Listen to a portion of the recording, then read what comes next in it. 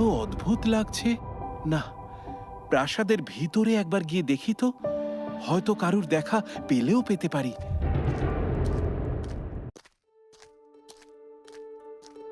আরে, ওটা কি? কাঁচের বয়ামের ভিতরে একটা কালো কি যেন ভাসছে মনে হচ্ছে। যাই তো, গিয়ে দেখি।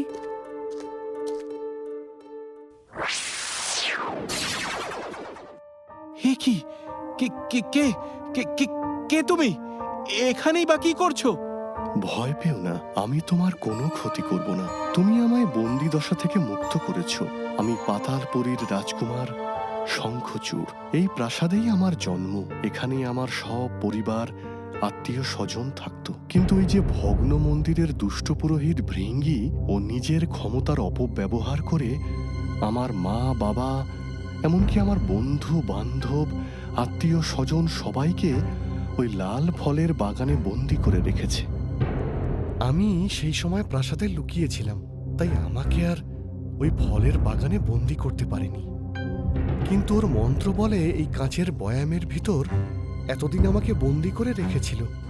আমি রাজকুমার রুদ্র, মেঘপুরী রাজ্যের রাজা চন্দ্রনাথের একমাত্র পুত্র। ইন্দ্রপুরী রাজ্যের রাজকুমারী অনন্যা ওই লাল ফলের বাগানের ফল খেয়ে অসুস্থ হয়ে পড়েছে। তার জীবন মরণ সমস্যা। তাই আমি সেই ফলের বাগানের সন্ধানে এসেছি। যে করেই হোক রাজকুমারীকে সুস্থ করে তুলতেই হবে। শয়তান পুরোহিত ভৃঙ্গি মায়া দিয়ে ওই বাগানটা ভরিয়ে রেখেছে। ও একটা শয়তান, ও একটা দৈত্য। ওই পুরোহিত সবাইকে মায়ার আকর্ষণে ওই বাগানে টেনে নিয়ে যায়। তারপর যারা ওর লোভে পড়ে ওই ফল খায়, তাদের প্রাণ শক্তিকে ওই পুরোহিত নিজের বশে করে নেয়। তারপর তার থেকে প্রতিদিন একটু একটু করে প্রাণ শক্তি নিয়ে নিজে অমর হয়ে থাকতে চায়। আর যারা ফল খায় না, তাদের জোর করে ওই বাগানে লাল ফলের গাছের মধ্যে বন্দি করে রাখে। আমি এক্ষুনি গিয়ে ওই পুরোহিতকে হত্যা করব আর সবাইকে উদ্ধার করব। দাঁড়াও দাঁড়াও! উনি মন্ত্রপুত একটা লাঠি সব সময় নিজের কাছে রাখেন। ওই লাঠি ওনার প্রধান শক্তি। যদি কোনো রকম ভাবে ওই লাঠি একবার ভেঙে ফেলতে পারো, তাহলে ওই পুরোহিত চিরতরে ধ্বংস হয়ে যাবে। অসংখ্য ধন্যবাদ বন্ধু, তোমার কথা আমার মনে থাকবে। তোমাকে এখানে আমি এনেছিলাম। ওই পুরোহিত বলেছিল যদি কোনো সৎ পরোপকারী রাজকুমার এখানে এসে বয়ামের মুখ খুলে দেয়, তাহলেই আমি মুক্ত হতে পারবো। তাই আমার দিব্য দৃষ্টি দিয়ে তোমাকে এখানে আসতে দেখে শব্দের জোরে আমি তোমায় জলের তলায় এনেছিলাম। এখন আমি মুক্ত। এর জন্য সারা জীবন আমি তোমার গোলাম হয়ে থাকব। যখনই প্রয়োজন হবে আমায় ডেকো, আমি চলে আসব। নিশ্চয়ই বন্ধু, আমি এখন আসি। সাবধানে যেও।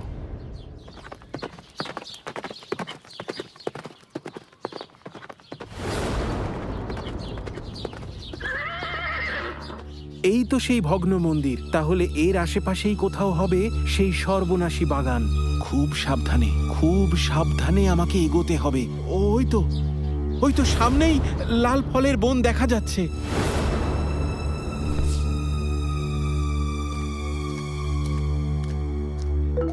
হাতে তলোয়ার ধরে লাল ফলের বনের ভিতরে যেই গেছে, অমনি চারিদিক থেকে ঝোড়ো হাওয়া এসে রাজকুমারকে ঠেলে ফেলে দেয়। রাজকুমার মাটিতে পড়ে যায় আর হাতের তলোয়ারটাও মাটিতে ছিটকে পড়ে। আর ঠিক সেই সময় সেখানে এসে উপস্থিত হয় দুষ্ট পুরোহিত ভৃঙ্গি।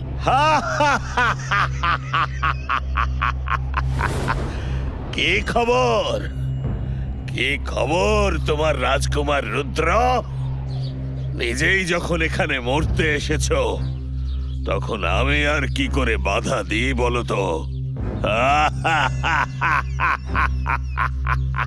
এসো এসো এসো এসো, আমার লাল ফলের দুনিয়ায় তোমাকে স্বাগত।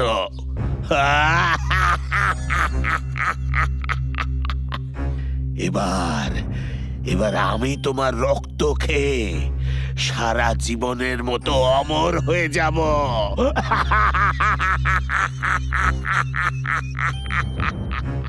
এবার তোর খেলা শেষ। তাই তাই নাকি?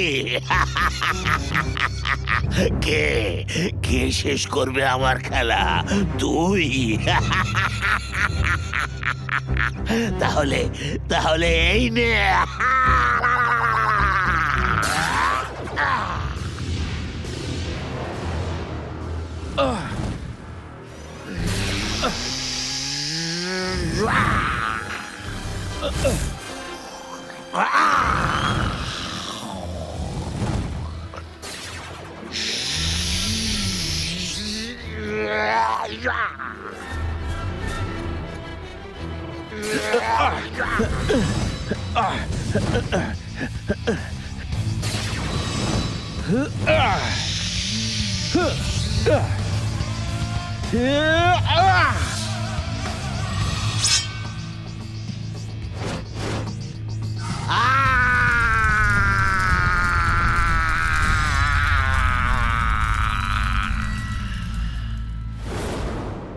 আমি পাতালপুরীর রাজা। তোমার কাজে খুব খুশি হয়েছি কুমার। তোমার মতো বীর পরাক্রমী রাজকুমাররাই তো আমাদের দেশের ভবিষ্যৎ। তুমি আমাদের জীবন দান করেছো। বলো বলো তুমি কি চাও? ইন্দ্রপুরী রাজ্যের রাজকুমারী অনন্যা যাতে সম্পূর্ণ সুস্থ হয়ে যায়, আপনি আমায় সেই আশীর্বাদ করুন। ওম হিং চিং ছট, ওম হিং চিং ছট। এই নাও রাজকুমার, এই ফল নিয়ে তুমি রাজকুমারীকে খাইয়ে দাও। রাজকুমারী সম্পূর্ণ সুস্থ হয়ে যাবেন। ধন্যবাদ, আপনাকে অশেষ ধন্যবাদ। আমি তাহলে আসি। পাতাল রাজকুমারকে বলবেন আমি ওনার কথা সর্বদা মনে রাখব।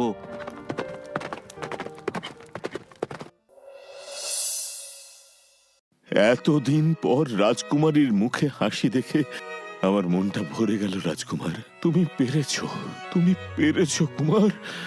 তুমি তোমার কথা রেখেছো। তুমি সত্যি পেরেছো। কিন্তু এই অসাধ্য তুমি সাধন করলে কি করে কুমার? সবই ঈশ্বরের কৃপা আর আপনাদের আশীর্বাদ। আজ তোমার জন্য আমার নয়নের মণি 1 বছর পর চোখ খুলে তাকিয়েছে, বিছানায় উঠে বসেছে। আমি আমি আমি আজই তোমাদের বিবাহের কথা ঘোষণা করে দিচ্ছি। তোমার থেকে ভালো আমার কন্যাকে আর কেউ রাখতে পারবে না। আগে আপনি যা ভালো মনে করবেন মহারাজ। এরপর মেঘপুরী রাজ্যের রাজকুমার রুদ্রর সাথে ইন্দ্রপুরী রাজ্যের রাজকুমারী অনন্যার ধুমধাম করে বিবাহ সম্পন্ন হয় এবং রাজকুমার রুদ্র ইন্দ্রপুরী রাজ্যের অর্ধেক রাজত্ব পায়। তারা দুজনে সুখে শান্তিতে বসবাস করতে শুরু করে। ভয়ানক ও সুন্দর সুন্দর গল্প দেখতে সাবস্ক্রাইব করে রাখুন আমাদের চ্যানেল ভূত বস বাংলা কার্টুন।